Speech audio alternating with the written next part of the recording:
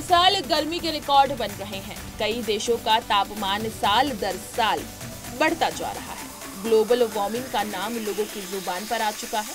वैज्ञानिकों ने इसका समाधान ढूंढ लिया है। स्विट्जरलैंड के वैज्ञानिकों का दावा है कि हीरे की धूल की मदद से तप रही धरती को ठंडा किया जा सकता है। अब तक कार्बन कैप्चर प्रक्रिया के जरिए ग्लोबल वार्मिंग से निपटने की बात कही गई थी, लेकिन अब वैज्ञानिकों का कहना है कि हीरो की डस्ट यानी धूल से भी बढ़ते तापमान को रोका जा सकता है।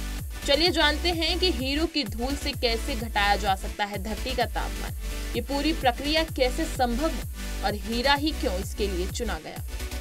शोधकर्ताओं का कहना है कि धरती पर आने वाली सूर्य की किरणों को परिवर्तित करने के लिए कई तरह की चीजों पर विचार किया जा रहा था। इसके लिए हीरा, एल्यूमिनियम, सिलिकॉन, कार्बोनाइट, कैल्साइट, एनाटेस और रूटाइल से 3D मॉडल तैयार किए गए। इन पर प्रयोग किया गया और पाया गया कि हीरा बेहतर तरीके से सूर्य की किरणों को परिवर्तित कर पा रहा है। जियोफिजिकल रिसर्च लेटर जर्नल से प्रकाशित रिसर्च कहती है कि स्टडी के दौरान पाया गया है कि हीरे सूर्य की किरणों और गर्मी को रिफ्लेक्ट यानी परिवर्तित करने में प्रभावशाली है। ये किरणों को वापस अंतरिक्ष भेज सकता है, इसलिए इस प्रयोग के लिए हीरो का इस्तेमाल किया गया है। सूर्य की किरणों को वापस अंतरिक्ष में कैसे भेजा जाएगा, अब इसे समझ लेते हैं। वैज्ञानिकों का दावा है कि हीरे की धूल को वायुमंडल में बिखेरा जाएगा। इसके बाद सूर्य की किरणें जब इन पर पड़ेंगी तो वो परिवर्तित होकर अंतरिक्ष की तरफ मुड़ जाएंगी और धरती पर उनका असर कम होगा। ये पूरी प्रक्रिया धरती को गर्म होने से बचाएगी। शोधकर्ताओं के मुताबिक हर साल करीब 50 लाख टन सिंथेटिक हीरे की धूल को वायुमंडल में डाला जाए तो 45 सालों में 1.6 डिग्री तापमान में कमी आ सकती है। ये तरीका क्लाइमेट चेंज के असर को रोकने में मदद कर सकता है। वर्तमान में क्लाइमेट चेंज का असर समुद्र का बढ़ता तापमान, चक्रवात समेत कई तरह से देखा जा रहा है। इस प्रयोग के लिए सबसे बड़ी चुनौती है हीरे की डस्ट।